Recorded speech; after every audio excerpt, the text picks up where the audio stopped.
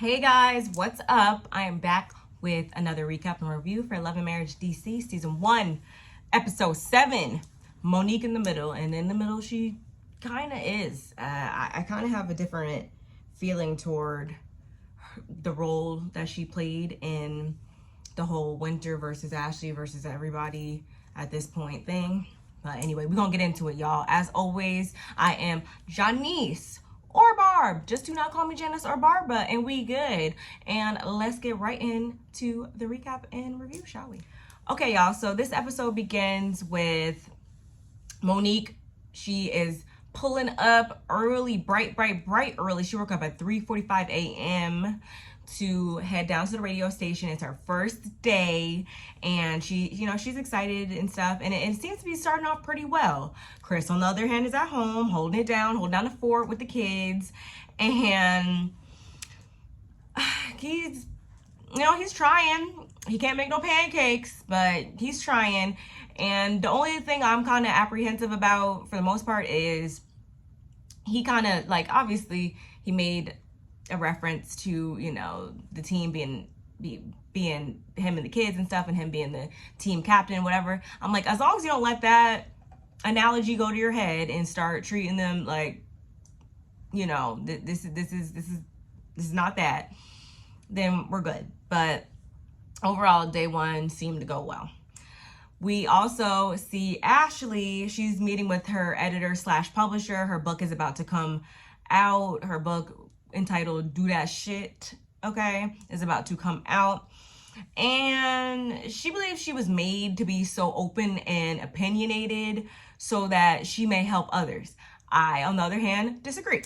Or, yes, is that something that can help you assist others? Most definitely. Have we seen that so far? Not so much, because the way you were using your opinions and your outspokenness and your openness and all that, I feel like not constructively. That's not what we've seen in the previous episodes. If I'm incorrect, please let me know, but that's just how I feel, and I'm sticking to it. She's wondering, will she be on the cover? And I'm kind of like, okay, then yeah, be on the cover, whatever. It's not that weird. But she says that, back in 2017 and 2018, it was very difficult for her. She says something along the lines of Quick's career, like, really taking off or something like that.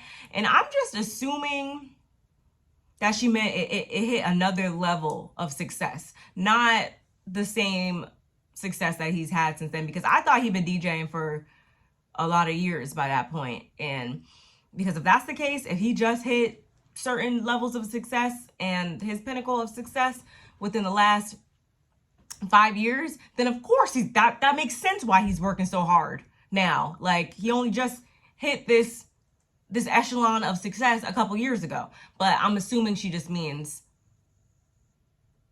anyway, I think y'all get what I'm trying to say. But she also speaks about how she had to drop out of school twice. She cried for 24 hours at one point, and she's suffered from depression and anxiety. And she says something that kind of resonated with me, where it's like, people would always say, like, why are you depressed? And, why are you anxious? Like, you have, all these things, your life is good, whatever. And that is such a common misconception about mental health. I feel like people will just look at things on the surface and not know. They just compare their version of hardships to your version of hardships. And if what you deem to be something that is hard for you and difficult and something, that is a threat to your mental health, then it's just like, oh, that's not, you don't have nothing going on. Like, that's not a big deal, And I'm just like, no, that's incorrect. You're not in anybody's headspace. You can't tell them how to feel or what affects them. So I'm glad she did speak on that. And she also shares about the issue that she had with Winter. And it's more like, definitely, Ashley, take your own advice. She even said it herself, because I'm going to tell you right now, if you don't take your own advice and you're writing a self-help book, you're going to look like a hypocrite. So, just watch that girl. But anyway, back at the Samuels residence, Monique gets home to, you know, unwind, and after her long first day, she's greeted by her baby and Chris, and she's pretty much still on cloud nine. And I could already tell from the look on Chris's face that he wasn't on cloud nine. And I'm like, please don't bring her down in her moment. Please don't. He didn't. But at the same time, he was definitely vocal about the trials and tribulations he had gone through that day and how, you know, it's not easy. And I'm just thinking in my head, like, okay, y'all, like, just try for a month. If it don't work, then hire a nanny. Like, that's what it comes down to. As long as, I was glad that she said, you know, you can't just wing it with 3 kids. You have to have a plan and da-da-da-da. And I totally agree with that. And I'm glad she wasn't like, oh my God, well, this means I need to come back home and I can't do what I need to do, whatever. I'm glad that she really is taking a bull by the horns and is dedicated to doing something for herself. And I'm glad that he celebrated her in that moment and didn't let the hardships he had faced that day not allow him to be there for his wife and be happy for her and, you know, see her flourish.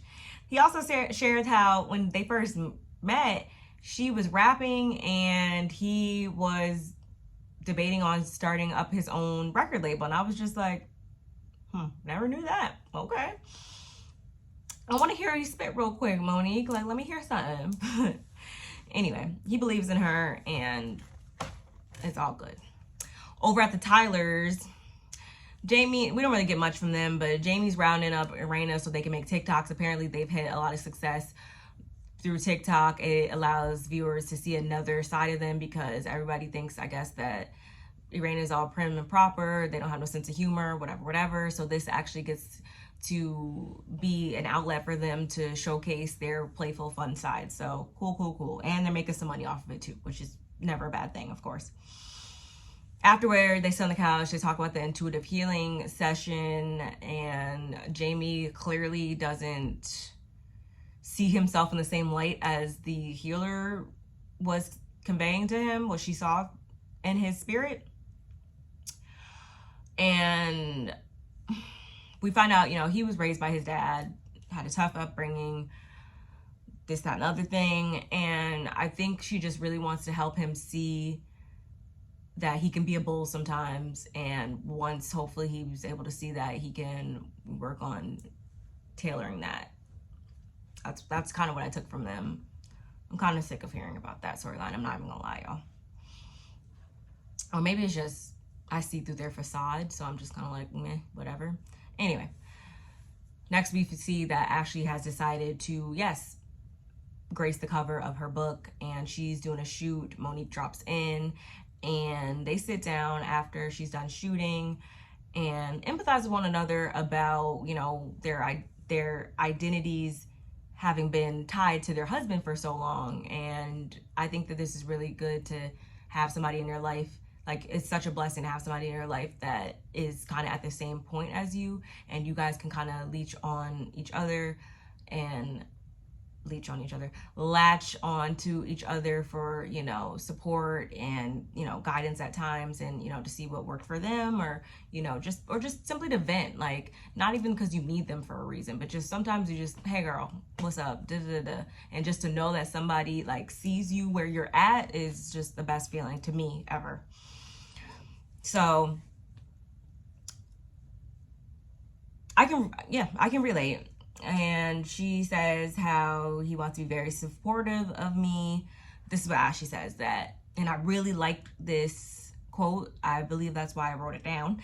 She says that he, as in Quick, wants to be very supportive of me just as long as he can do everything he wants to do. And I feel like that is very, very, like that is very, very true. And I see that, I feel like, on this franchise, I see it on the other franchise, I see it like a lot in real life, that not even just from marital standpoint, but just like from a life standpoint, that everything is all good in the hood as long as a person has the access to you that they wish, that they want, that they've always had.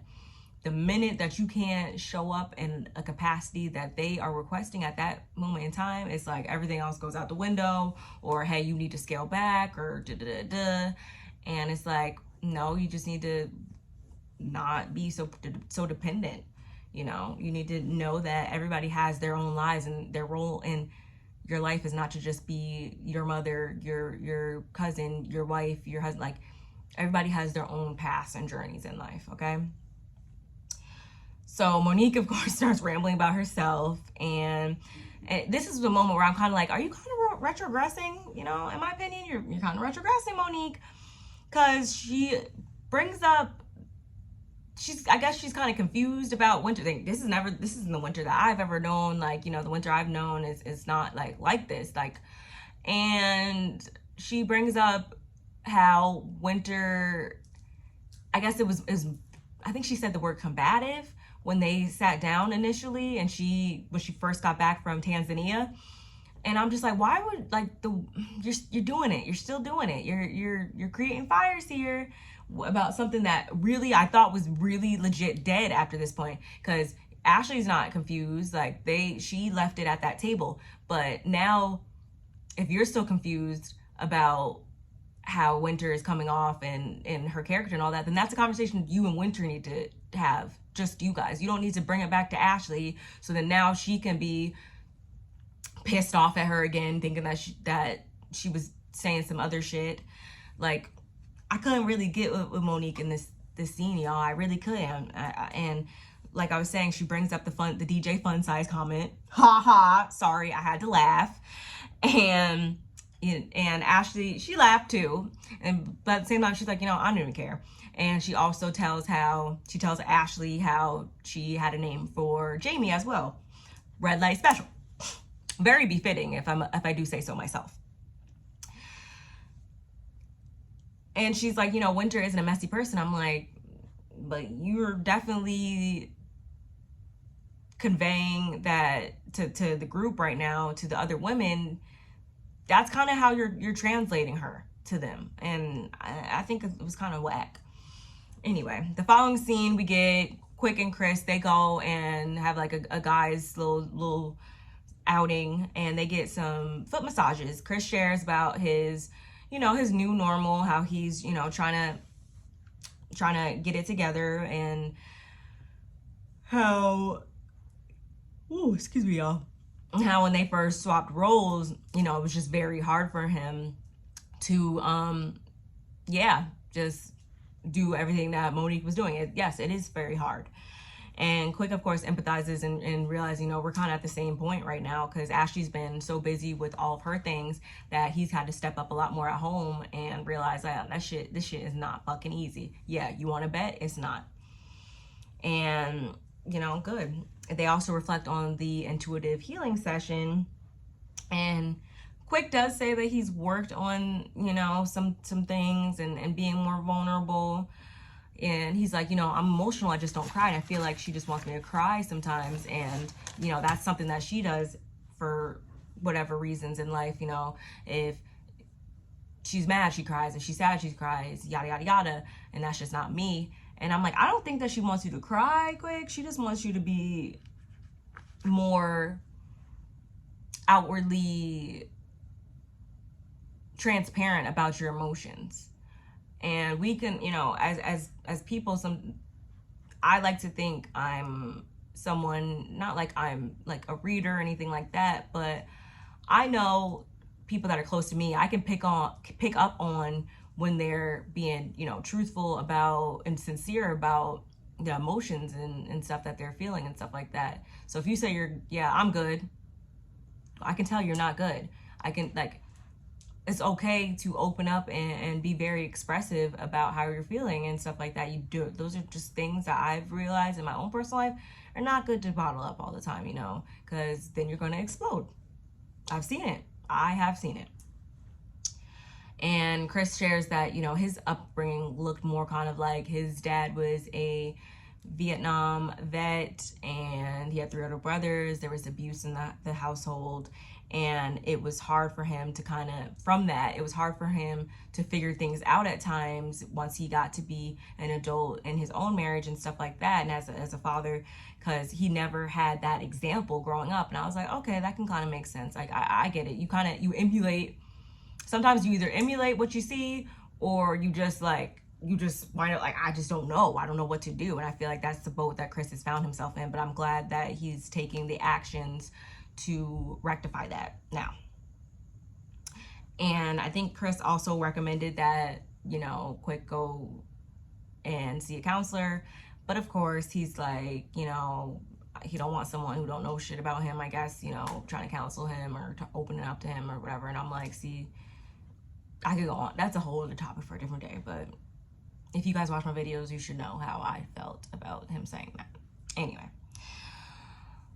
The next scene we get was Irena down at the whatever clinic, whatever doctor, and plastic surgeon, whatever, and she's having consultation for a skinny BBL, which she kind of made mention of potentially, like, I think in one of the first episodes when Ashley was getting her Botox under her arms, she was like, they talked about her butt or whatever, so I was like, I kind of saw this coming. And Ashley shows up because, like I just said, she was there for her cosmetic procedure. So she's like, you ain't got but no fat, girl. Like, Irena has very minimal fat, but when she goes in with the doctor, she does say that it's workable. However, like, afterwards, she's like, probably should gain some weight. And I'm like, yeah, that's kind of how these things work. I've seen it on TikTok. That's usually what the girls that want to, if you don't have any fat, like, to get the most, for it not to be a waste of money, yeah, you should probably try to beef up a little bit so that he could take from here and put there. Otherwise, you're gonna be like not satisfied after the swelling goes down. Anyway, and this kind of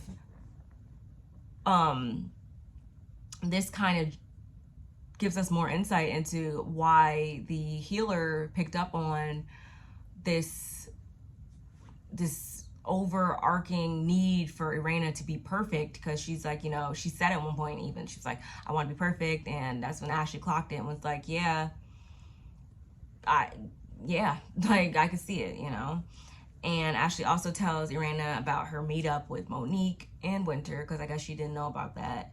And Irena thinks that, honestly, there's something mentally wrong with Winter at this point, because she's like, it just is not adding up why she keeps, like, coming like this. Like, who does this?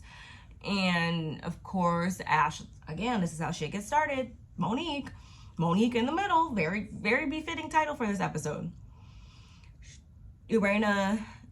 Ashley tells Irena about the nicknames, and Ashley, of course, laughs, and Irena also laughs when they speak about Quick's nickname. But as soon as she told Irena what Winter said about Jamie and his whole nickname, she was like pissed. So of course, it's only right that the next scene we get is Irena meeting up with Winter. And Irena's pissed from the door, and she wants to know what happened at Ashley's event. And Winter says the sequence of her words were not chronological, and that's what sparked it. Meaning, when she was telling Monique what happened when Monique was gone and everything, it wasn't like a exact play-by-play of how everything happened. So of course Monique took that and was like, oh my god, this is exactly how it happened. It came off sounding like more explosive than it actually was. And I really liked how she clarified that, and I could totally see how someone could misinterpret that whole thing based on the way in which she was saying it. And I don't think that's any fault of Winter. Again, I think it was just a collective miscommunication.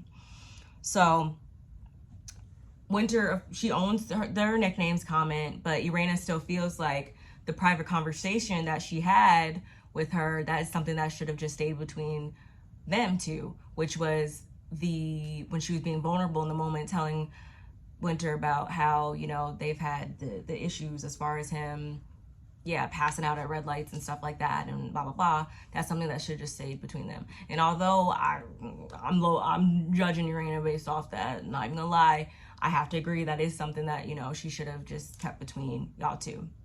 And Winter's whole kind of thing was like, well, you know, it's not like you said, like, don't tell or whatever. And I'm like, girl, how old are we? Like, just because someone, you're not going to get that disclaimer from everybody in life for every situation. Just because someone does not explicitly say, hey, by the way, don't tell anybody this. Like, you got to have a little bit of tact and couth about you to know, hey, this is probably something, light bulb goes off. This is probably something that I shouldn't just go relay to other people or whatever.